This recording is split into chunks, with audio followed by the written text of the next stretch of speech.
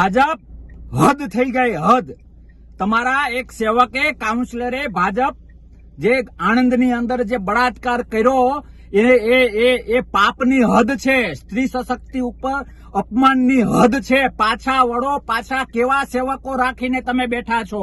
અરે રાવણ સારો હતો કે એને લક્ષ્મણ રેખા નહોતી ઓળંગી.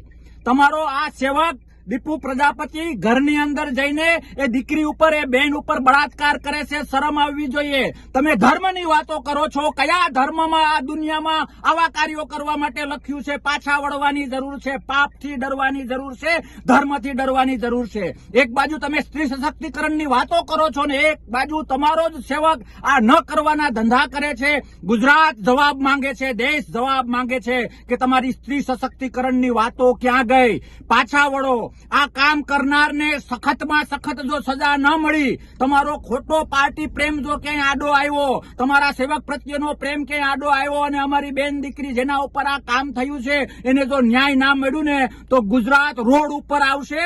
તમને તમારો ઓરિજિનલ ધર્મ આ ધંધા કરવાનો જે છે ને એ યાદ અપાવશે.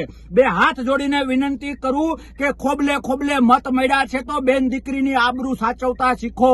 અરે સાચવો નહીં તો કઈ વાંધો નહીં, કમસે કમ લૂંટવાના ધંધા બંધ કરો. ભગવાન માફ નહીં કરે, લોકો માફ નહીં કરે. ન્યાય આપો, ન્યાય આપો, ન્યાય આપો અને આવા લોકોને ફાંસીએ લટકાવો. જય હિન્દ, ભારત.